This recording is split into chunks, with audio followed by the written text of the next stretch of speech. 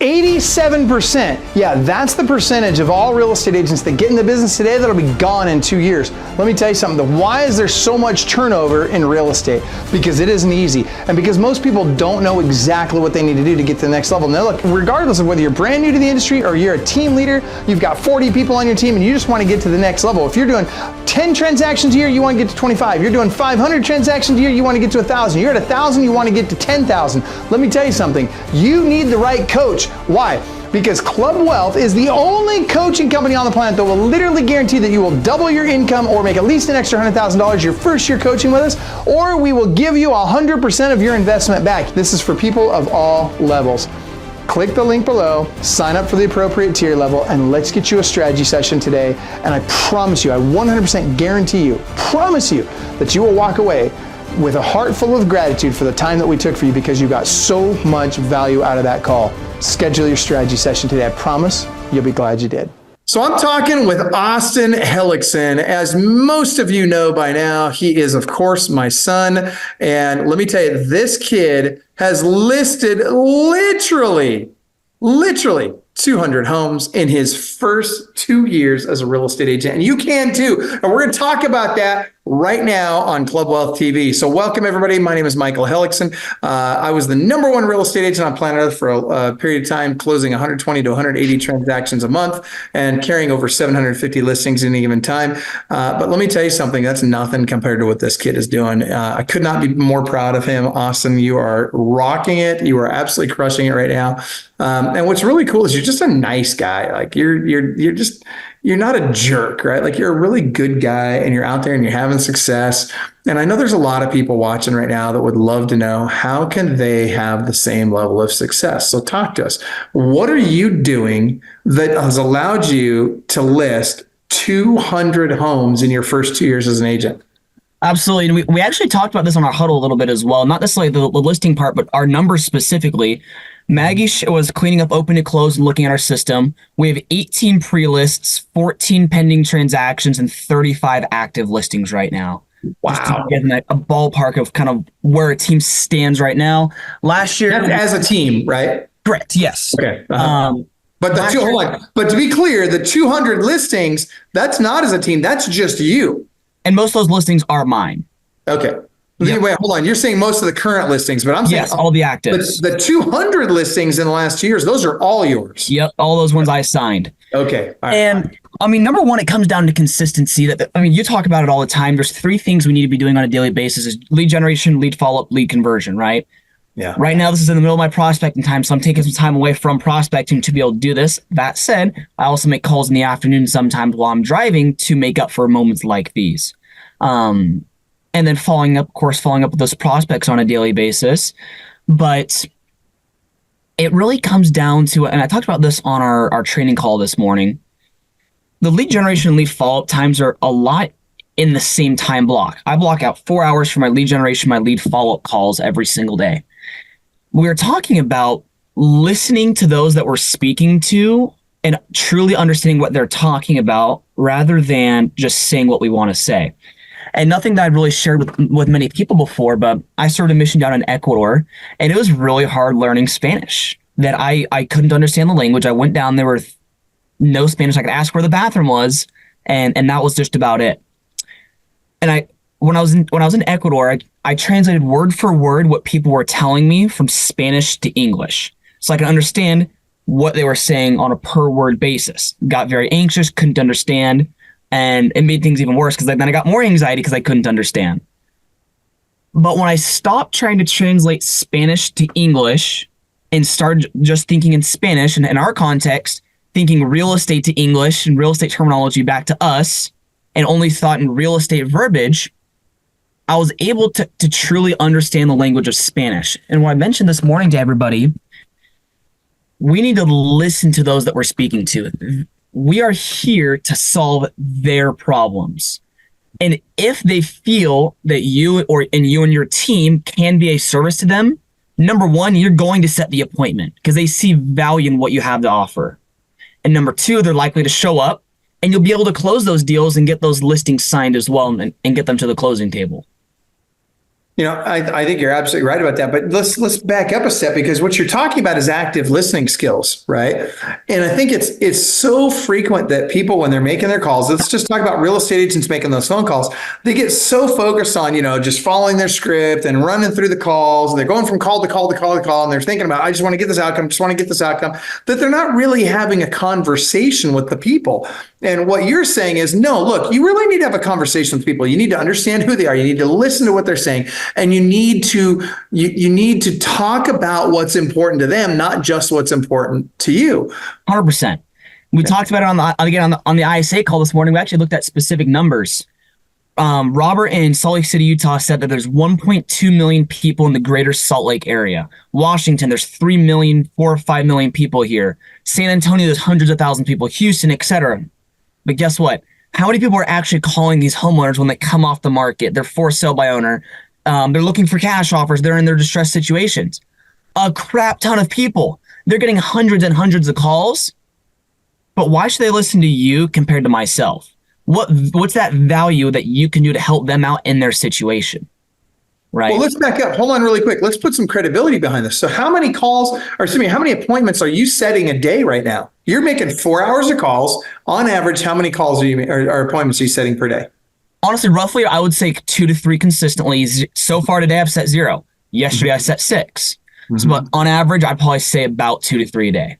Okay. And so with those 2 or 3 calls appointments set, and that's all you're setting to get to literally an average of 100, just over 100 listings per year. And so you're saying that this is what I want to understand. What are you saying to them? Specifically, what are you saying to them that's different than everybody else? Like, how do you start the call? First of all, who are you calling? You're calling FSBOs, expireds, cold calls, and lead calls. Is that right? FSBOs, expireds, canceleds, cash offers, home evaluations, and then your referral sources, let's call it Veterans United, Ideal Agent, listwithclever.com, Google Leads, listings to leads, you name it. We're pretty much doing all of it. Sign calls. And so, last year I was just in REO as well. I think I had 15 REO listings this last year. That's awesome. The year before that, I had 1. So it was a big increase, and we're hoping for that increase again this year. But specifically what I'm saying, I think to your point, the script's more just an outline. You have specific bullet points of what you need to hit to get information that you need, but it doesn't need to be a repetitive thing. Because if it's just repetitive, no matter what they say, you're going to say your next thing. Whereas it should be, no matter what they say, you're going to respond to what they say to feel, felt, found them, or to get to know them on a deeper basis, and then go into that continual thing that you need to talk about next. Okay, so hold on. Let's back up. So first of all, what is feel, felt, found? It's what you do all the time to me at the house. Okay, so let's talk about this real quick. This is good stuff. Okay, so feel, felt, found. So hold on. I'll be the seller, and I say, we're thinking we're just going to wait a couple of months to put the house on the market. So absolutely, I completely understand that. I guess out of curiosity, why is that? Well, we just think it's going to be a better time to sell in a couple of months than it is now. I don't blame you. I actually had Susie just over in Puyallup tell me something very similar. She felt like, and again, feel, felt, found, right? Or, I feel that way, felt that way, etc. She felt that exact same way. But what she found was by putting on her house on the market now, she was going to net more. I know I'm butchering this. I apologize. Dude, you're killing it. You're slaughtering this script. Go ahead. Let's do the master at work then. Oh my gosh. I'm just like, dude, this is terrible. And look, if he can list 100 homes, everybody you watching this, of course you can list 100 homes. Man. All right. I haven't made a freaking cold call in. Okay, let's do this. So, you want another shot at it? Hold on. I'm going to give you another shot, and you either get it right this time or I'll do it, okay? Let's hear you do it then. All right. Okay. All right. So Austin, give me the same objection. Okay. I want to sell in 3 months. You want to sell in 3 months? Man, I can completely understand how you might feel that way. A lot of my clients, just like you, felt the same way. And what they found was that if we put it on the market now, they were able to make their move and get a better price on the house that they were going to be moving into. And then because they got that better price, a few months down the road, when the interest rates change and they come down, they actually could refinance, get them best payment possible. So would you rather wait until prices are higher on the house you're going to buy and interest rates are down? Or would you rather buy that house at a discount today by getting yours sold today and taking advantage of lower interest rates later? Boom. Okay. Does that make sense? So, but you were on the right track, Austin. You really were on the right track. But that being said, you're the one that's doing this every single day. And I love that you didn't get it perfect on that call. Why? Because had you got it perfect on the call, I think everybody here would have been thinking to themselves, oh man, I got to be as scripted as he is. I got to be as good as he is. I wouldn't even say I'm scripted. It's a conversation, right? I laugh on the phone call. When I'm on the phone call, I might say, I guess you could say, considered out-of-pocket things with the sellers that I'm talking to. I'm matching what they're saying. I'm getting on their level. And my team member's like, what did he just say? But I get appointments out of it, and I really meet with people and feel for their situation. Yeah, and that's the key is, you just gotta connect with people. Remember, people, if you could just earn their trust, they'll let you come over to their house, right? But they got to believe that you're going to be somebody that has the potential of getting them the most amount of money in the least amount of time with the least amount of headache to them. That's all sellers care about, right? 100%. Okay. So that said, you have a line that you use, or there's a way that you open these calls that I think, let's talk specifically about expired listings. So you kind of get them off their game. What is it you say when you first to role play exactly what I do for expireds? Hey, is this the owner of 123 Main Street? Yeah, this is Michael. Oh, awesome. I apologize. My name is Austin. I actually own the Hellickson team at Skyline Properties. Does my team name ring a bell to you? No. Oh, and the pause here. Coach Mark Benefield with Club taught me this, to where it's a pattern interrupt. So I'm interrupting what they're expecting. Again, they get dozens and dozens and dozens of expired calls a day. But how many people ask, do I ring a bell to you?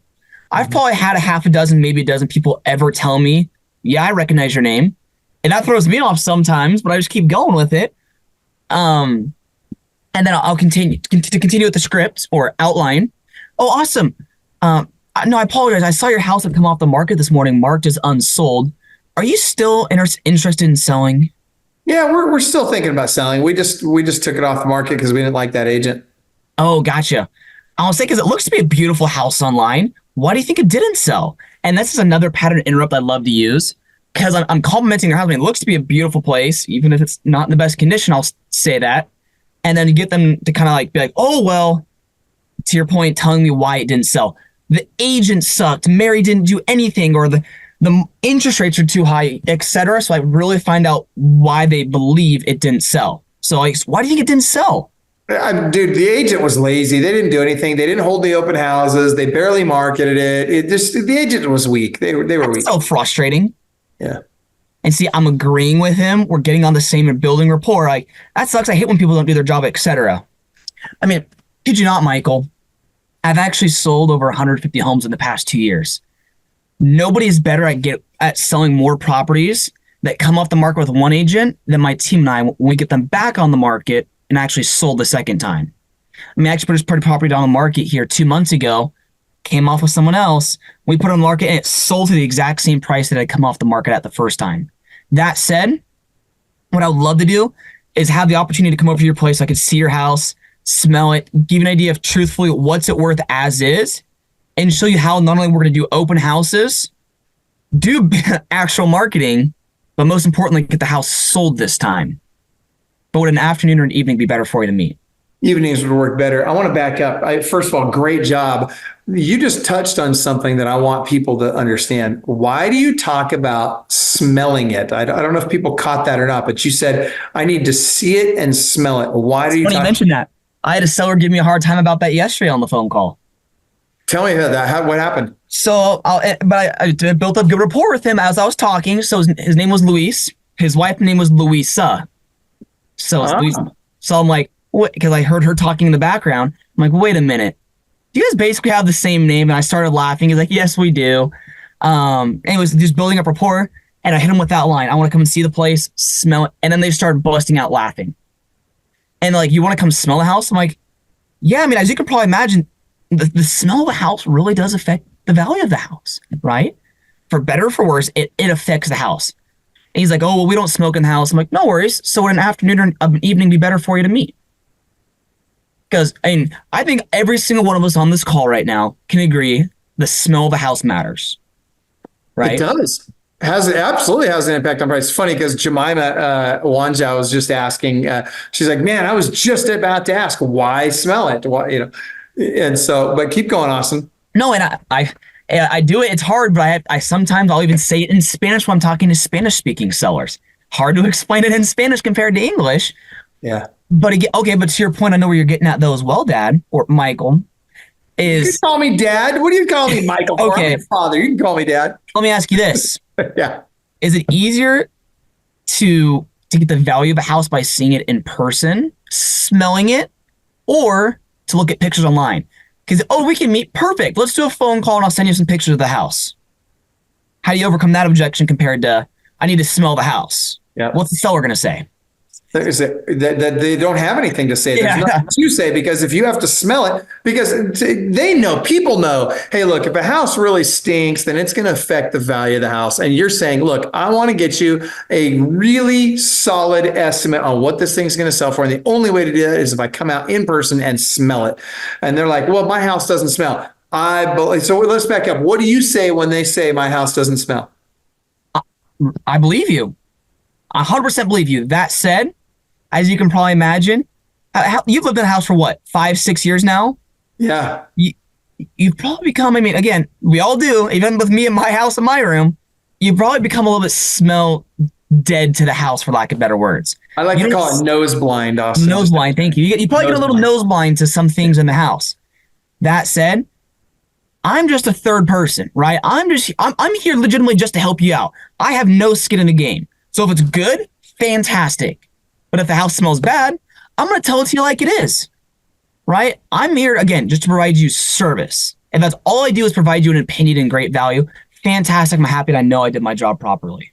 Okay, what I love about that conversation is that when you talk to someone about they could potentially be nose blind to the house, what's really freaking awesome about that is that all of a sudden they start to question themselves, because, oh my gosh, you know what? You might be right. I might not realize it smells bad, but it might smell bad. And most people aren't going to be honest with you about that. And I always tell them that too. Your friends and family, they're not going to tell you it smells. Why? Because they love you. They don't want to offend you. But here's the deal.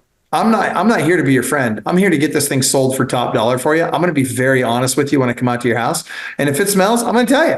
And if it doesn't smell, I'll tell you that. But you'll know one way or the other, because again, I'm here to be your professional, not to be your buddy. But to your point, you don't care if it smells. No, I don't. It smells great. If it doesn't smell great. Yeah, I love it. Ivan says, yes, it does. I passed on a house. It smelled like a ... That's funny. I bought a house that smelled like dog, but it wasn't bad enough for me not to buy it. Paid $458,000 in a prime location. So Ivan, I love that. And you're right, Ivan, to your point, I'll buy anything for the right price. I don't care if it smells, if it's trashed, if it's, I'll buy anything for the right price. In fact, I've bought houses where there was dog feces all over the carpet, all throughout the house. But I got a screaming deal on it, so why not buy it? But all of that is a factor of what am I willing to pay for it. And by the way, I'm curious, how many of you are calling expired listings? Type into the chat. If you're calling expired listings, type into the Facebook chat right now, live chat, I call expired, or just something so I know that you call expired listings. And if you don't call expired listings, say, I don't call expired listings. I want to get an idea of who's watching. And also tell me what market you're in. I'm curious what markets you guys are working in right now. Okay, awesome. Let's keep moving forward. Dennis Bragg is watching on Instagram Live, and he said that feel, felt, found I learned from my dad too. Austin's the man. It's funny, man. I love it. That's great. Thank you for that. It works. To be honest, I don't use it a whole lot. I prefer, you could say, other methods of asking or doing that same thing. But when you use it, it will and can work. It really can. And it does. I mean, it really does. By the way, I'm just sharing this to the group really quick here.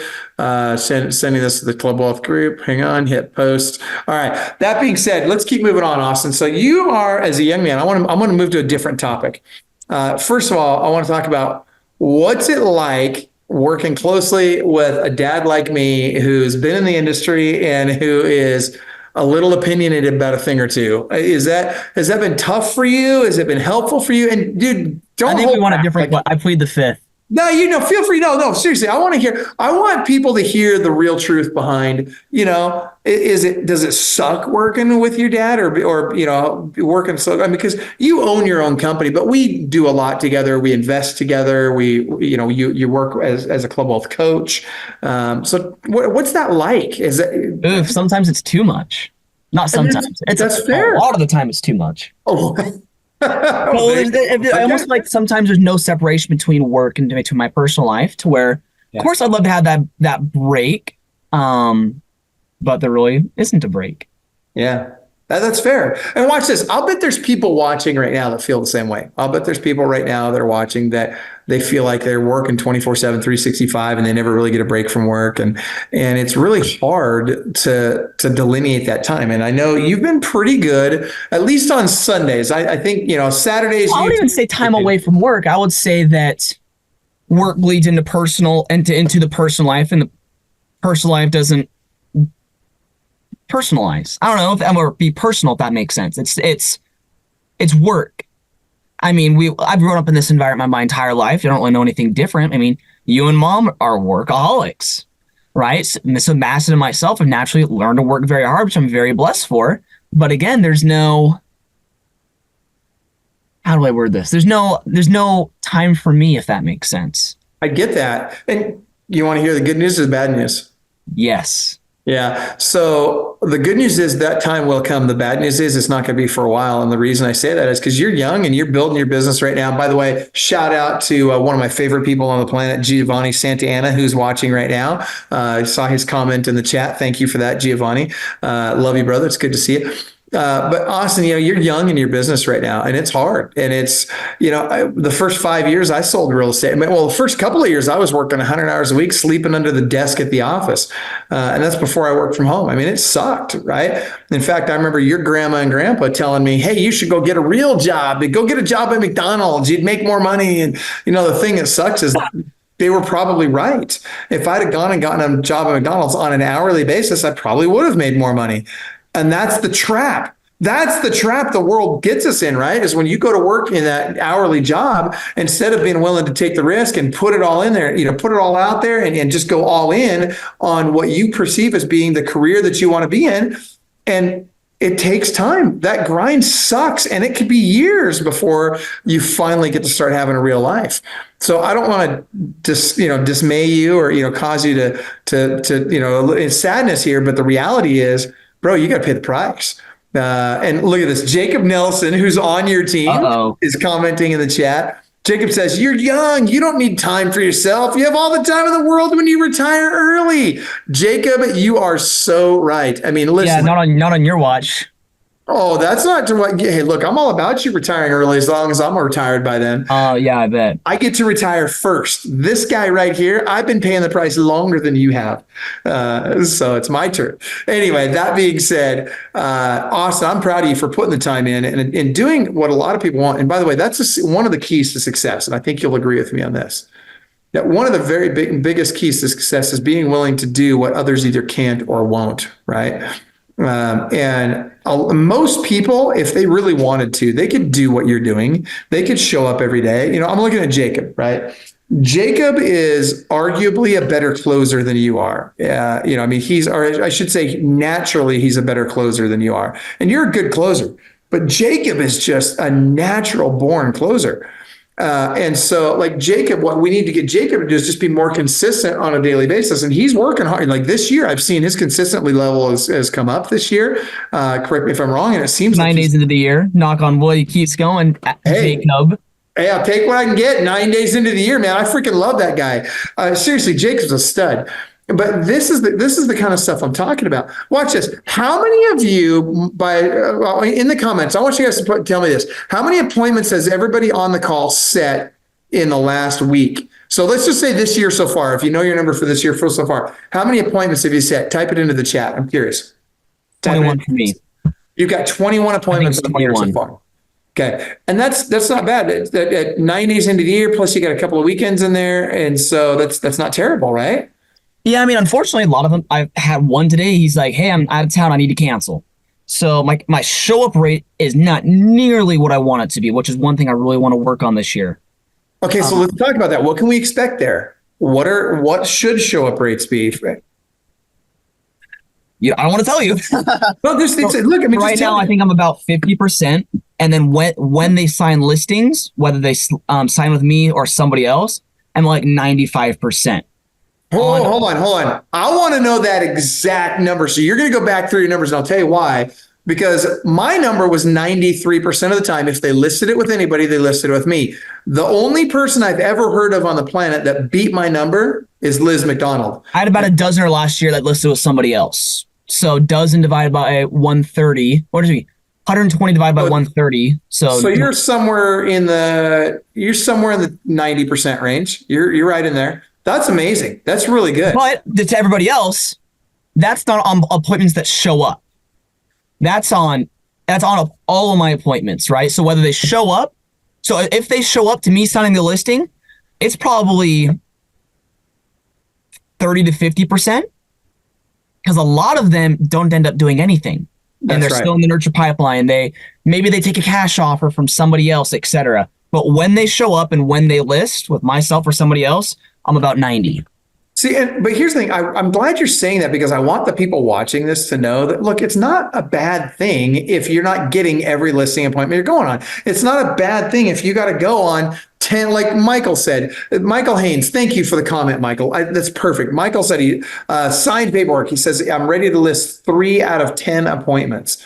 That's fantastic, right? I mean, if you're getting 3 out of 10 appointments, so you set 10 appointments, you list 3. Watch this. If all you did was set 2 appointments a day, that's 3 listings a week. That's 12 listings a month. If you suck at selling the listings, you're going to sell north of 6 to 7.5 houses a month just out of that. I'll share some even more real numbers. Yeah. So when it comes down on a lead source basis as well, and I've started looking at this a little bit more. Home evaluations to cash offers to referrals to what's it called? To your online programs, etc. Mm-hmm. Cash offers by far have the highest cancellation rate I found out. Unfortunately, just the way it is.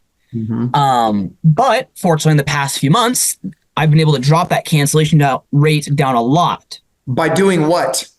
And that's the thing is, I don't know. Oh, I know. Are you serious? I think it comes down to setting better expectations and talking through the process more with people and showing. Okay, hold on. That's gold. Remember, you and I talked about a year and a half ago. I remember having a conversation, almost 2 years ago. You and I had the conversation about it's not about setting better appointments. It's about setting appointments expectations better. Yeah, correct. Which means you're setting better expectations, right? So that's huge. Well, this is in-person listing appointment. I'm explaining the team better, and as well, without a shadow of a doubt, our processes have gotten better. So whether they list tomorrow or whether they're listing in 3 months, within 24 hours, they hear from my team. That's not me. And they're now getting an email or a call and a text message saying, hey, we're super excited to help you out. This is what to expect. This is the team's phone number. Let us know if you have any questions. And then they're talking about photos, getting things cleaned up, etc. Which I personally believe that's helped a lot. And that's not Maggie. That's not my in-house licensed TC. That's my virtual assistant that's doing everything. Yeah. On top of that, which is very affordable, by the way. Mm-hmm. And then we're not even talking about your AI yet, and we'll get into that another time. But dude, now you've got text AI, you got voice AI, you've got ISAs, you got all kinds of stuff working for you now that you haven't had in the last 2 years. That is going to take it even to the next level. But keep going. No, I lost my train of thought. I lost what I was going to say. Sorry. Got too excited about the AI, right? Yeah. Okay. So, all right. So bottom line is you've reduced the no-show rate with your cash offer sellers. No, the cancellation rate of listings signed to canceled. So the percentage of which that sign that go on the market has been increasing. Gotcha. Okay. That's huge. And you attribute that to setting better expectations at the appointment. And the team reaching out faster. And by the way, that's another thing that I think a lot of people, I hope everybody's hearing me on this. How many of you guys, if you contact your sellers every week, no matter what, say yes in the comments. If you don't, then say no. I'm just curious. How many of you contact your sellers every single week? Now, Austin, you don't personally contact your sellers every week. And I'll be honest, neither is the team. We're working on getting better. We need another in-house licensed TC. Oh, you're killing me. So we're working on getting better. It's just we're swamped. I mean, we're working on getting that system fixed and better in place. But sellers are still happy. That's the most important thing. We're making sure they get touched. Yeah. Yeah. It's every Monday. I mean, what I recommend to everybody is you need to make sure that you or somebody on your team is contacting every single one of your sellers every single Monday, first thing in the morning. You don't want them calling you. If they call you for an update, you're behind the 8 ball. You want to make sure you're proactive about this. You're going to reduce objections. You're going to reduce the likelihood that they're going to want to cancel that listing. And by the way, you're also going to get price reductions. Let's talk about that for a second, but first, before not to get too sidetracked. Yep. Reducing objections. Mm-hmm. Give me 3 objections that most people give listing. You cut your commission. Commission. What else? I think it's worth more than you think it's worth. Worth more than what I think it's worth. What else? I'm thinking about selling it by owner.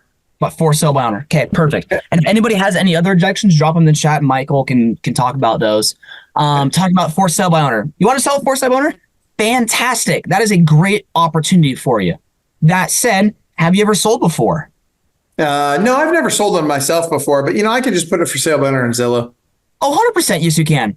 I guess out of curiosity, what's more important to you? How much you net or how much somebody else makes? Well, how much I net? I mean, I want to net the most money possible. So if my team and I can not only take the workload off of your hands and help you net what you wanted to net, would you be opposed to meeting and hearing what we could do for you? I mean, I wouldn't be opposed to hearing what you have to say, but I mean, I'll net more if I just sell it myself. It's a great question. You know what's funny? The owner of ForSaleByOwner.com or FSBO-online.com, look us up on Time Magazine and Google it. He put his house for sale by owner with his own website. You would expect it to sell, right? Well, he owns the company. Yeah, he's kind of a big deal, right? Right. Didn't sell, I'll be honest. He put it up for $2 million, didn't sell. Then he hires an agent at a brokerage at a normal commission rate, at normal closing costs. It sold for $2.15 million. So $150,000 more than what you put on for sale by owner. Wow. Do you think that's coincidence, or do you think that's the expertise that brokers bring into the equation? That's a pretty powerful argument. So would an afternoon or an evening be better for you to meet? Evening. Perfect. So then there's the other two. That one I wouldn't say is necessarily reducing that objection, but that's just an objection handler.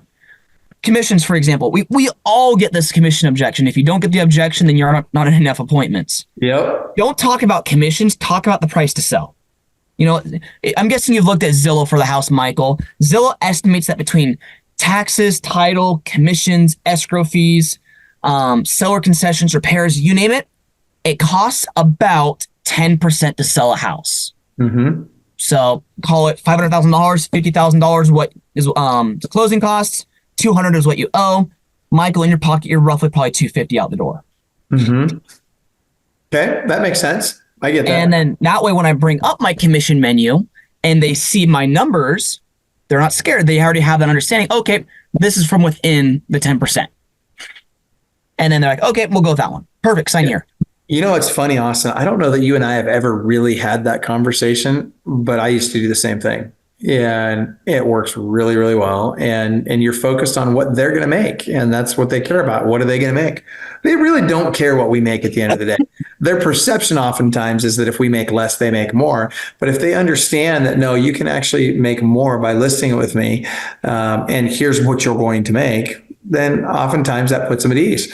All right, good stuff. And by the way, Jemima said that she'd set 4 so far and showed houses this morning despite snow overnight. Great thing I showed up because the investor wants his cash offer written up now. Boom. Going up is everything. Boom, Jemima. Great job. That's exactly what I'm talking about, guys. Showing up really is, they say it's 90% of is showing up, right? Speaking of which, showing up early is very important. Now, Austin, I know you and I have had this conversation before, and I know you're pretty good about this most of the time. I don't know if it's all the time, but there are people out there that if you show up a minute late, they just won't list it with you.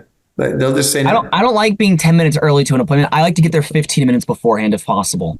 Because then, number one, I'm not going to be stressed trying to get to my next appointment, and it gives me plenty of time to do what I need to do. They see them early. And if I'm 20 minutes early, I'll sit around the corner in my car for 5 minutes doing So when you show up 15 minutes early, are you going up to the door right then? Oh, you are? Yep. Oh, okay. I didn't know that. So I like to be at their door knocking 15 early. Really? Do you ever get pushback? Does anybody say, hey, we're not quite ready for you yet? Maybe once or twice in 2 years. Like not often. And so what did you do in that case? Okay, I'll go wait a couple more minutes in my car. And okay, so that didn't have a negative impact on the outcome? Nope. That's and then when I ever run late, I'll call them up, say, hey, looking at my GPS, paperwork took a little bit longer than expected at my last appointment. I'll be there about 3:05. I love that. And I'll tell you why I love that, because at the end of the day, what you're showing is evidence of success, right? People want to work with successful people. And what you just said was, the paperwork took longer at my last one, which tells them, hey, I just listed my last, the last appointment. Some people don't even care. I mean, I already had that happen this year. I had an appointment to where I was in Puyallup. Our office is in Sumner, so it's about 10 minutes away. I was literally sitting in the line at Starbucks getting their coffee order that they asked me to grab them. And then I was putting the coffees down and I was putting the straws that they gave me on the seat next to me. I'm like, uh-oh, I don't have my listing packet with me. So I had to run back to the office, go grab my listing packet. Then I had to go back the other direction to go to their house. And I was be like 5 or 10 minutes late. Called the sellers, like no answer. Called them again, no answer. Text them, hey, I'm running late. And then I get to their house. They didn't even know I was late. I said, hey, thank you for your patience. Oh, by the way, I think Alex Hormozy taught this, is don't say, I'm sorry for being late. Say, thank you for your patience. Yeah, it's good stuff. No, I agree. I like that a lot. By the way, Jacob just said, I've never had anyone be mad when I'm late as long as I'm honest. In fact, they respect you more for it. I can appreciate that. That being said, show up early, no matter what. Communication is key. Yeah. Communication is key. Yeah, that's good stuff. Okay, so let's move on to the next topics. Okay, so when you list a house, because a lot of people are thinking, oh my gosh, there's no way I can list as many homes as Austin. How am I going to list 100 plus homes in a year? You've averaged over 110 homes per year in the last 2 years.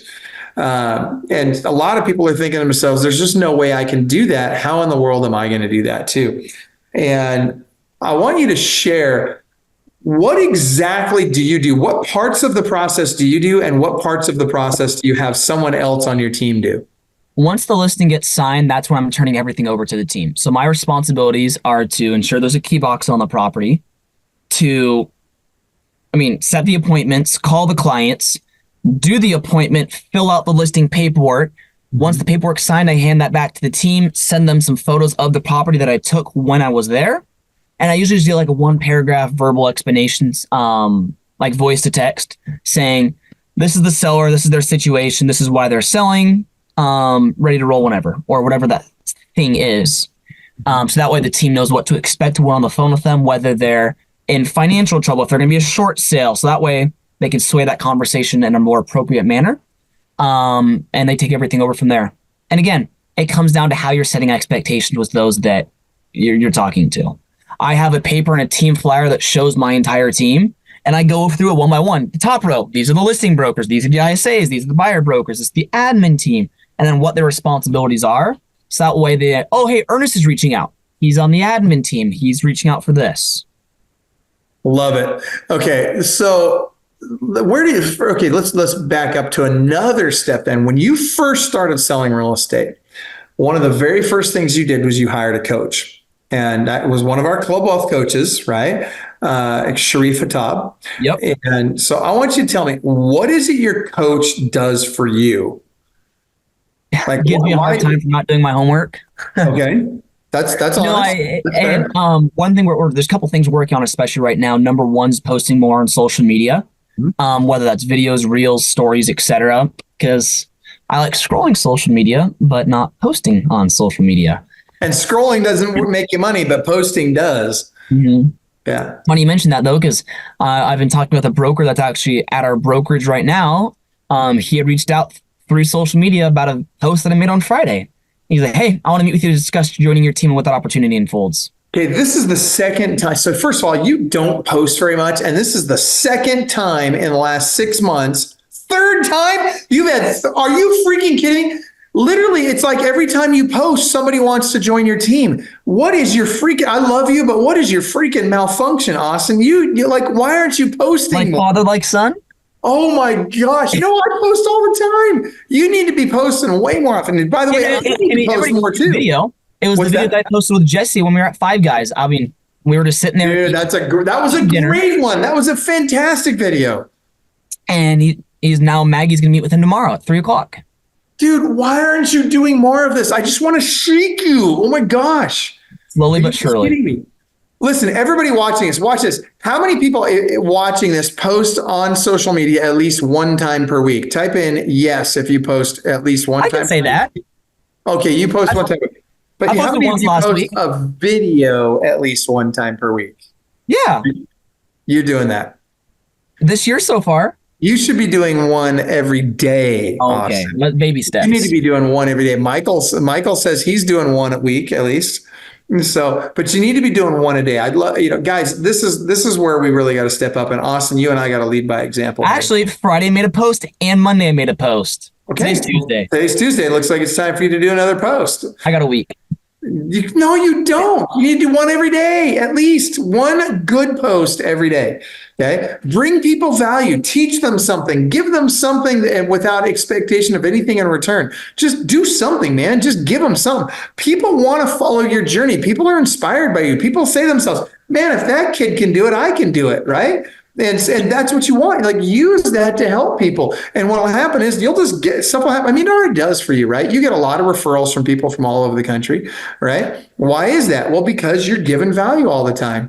Michael says, if your competition does one a day, you should do 3 a day. Amen, Michael. I completely agree. Absolutely. So watch this. Austin, is your competition posting at least once a day? No.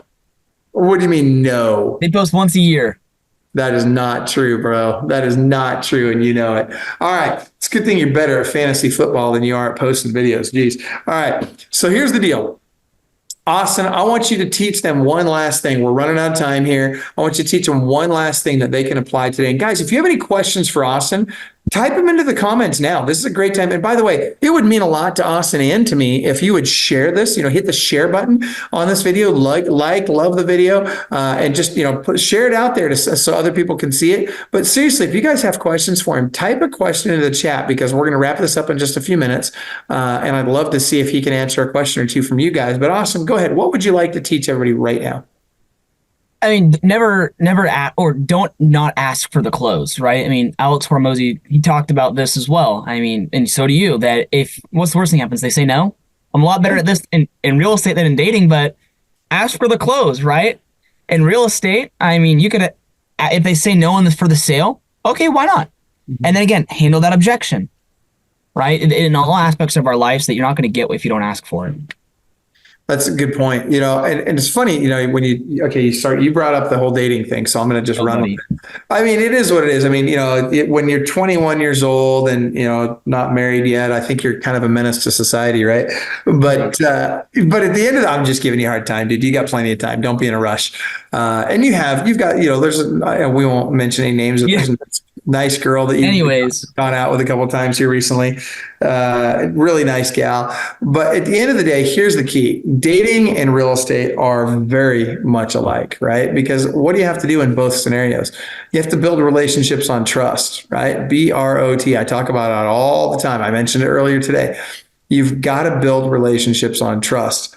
And, people don't need to like you to do business with you, but they've got to trust you. And so, again, one of the ways that we build trust is by doing what we say we're going to do. If I say I'm going to call you, I call you. If I say I'm going to follow up with you, I follow up with you.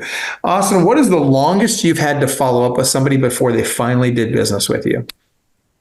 Honestly, I don't know. I think probably about a year. About a year. Okay. Have you had that happen more than once? Can't remember.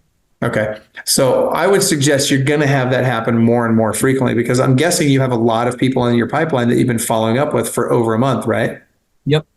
Yeah. By the way, there's a good friend of both of ours commenting in the chat, Mr. Nick Shivers. What's up, brother? Mr. Number One real estate agent in Portland, Oregon.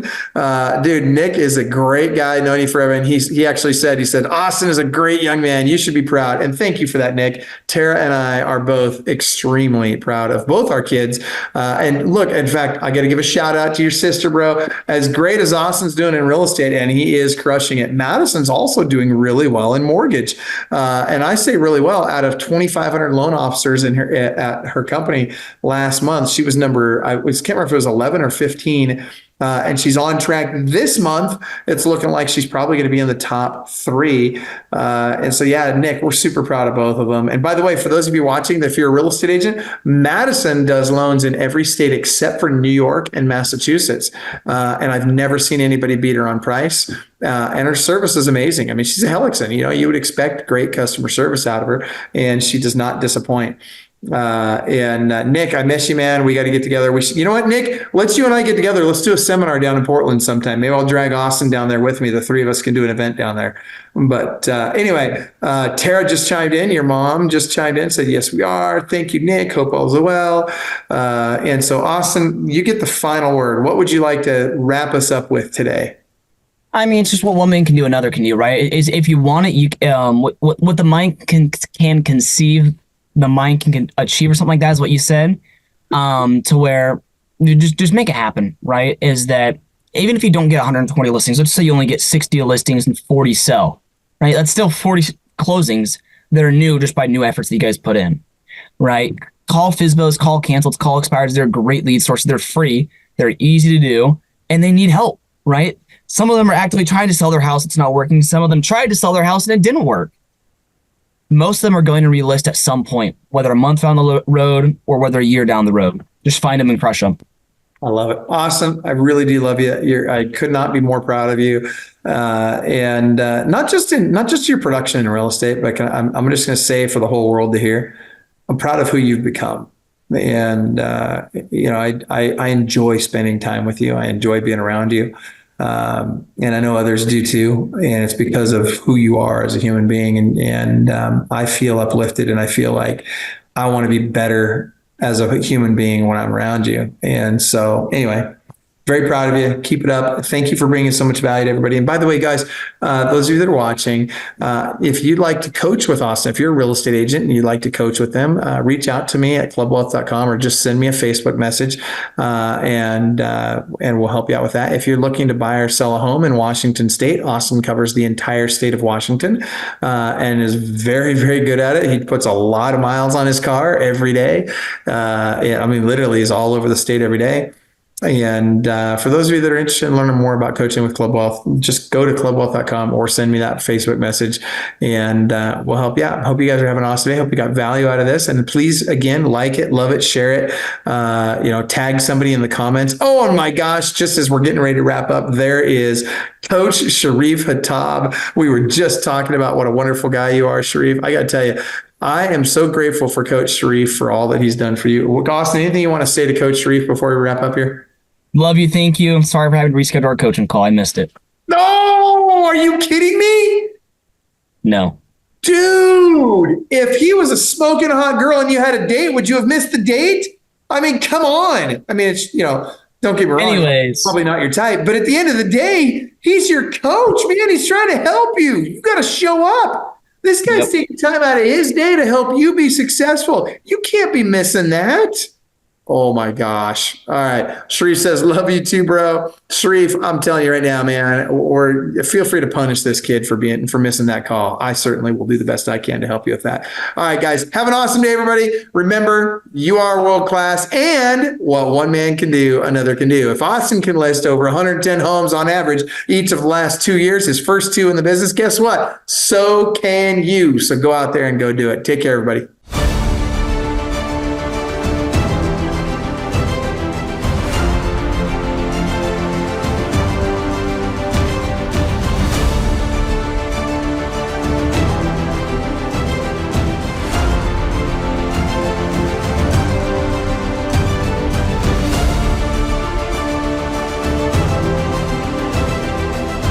87%. Yeah, that's the percentage of all real estate agents that get in the business today that'll be gone in 2 years. Let me tell you something. Why is there so much turnover in real estate? Because it isn't easy. And because most people don't know exactly what they need to do to get to the next level. Now look, regardless of whether you're brand new to the industry or you're a team leader, you've got 40 people on your team and you just want to get to the next level. If you're doing 10 transactions a year, you want to get to 25. You're doing 500 transactions a year, you want to get to 1,000. You're at 1,000, you want to get to 10,000. Let me tell you something. You need the right coach. Why? Because Club Wealth is the only coaching company on the planet that will literally guarantee that you will double your income or make at least an extra $100,000 your first year coaching with us, or we will give you 100% of your investment back. This is for people of all levels. Click the link below, sign up for the appropriate tier level, and let's get you a strategy session today. And I promise you, I 100% guarantee you, promise you that you will walk away with a heart full of gratitude for the time that we took for you because you got so much value out of that call. Schedule your strategy session today. I promise you'll be glad you did.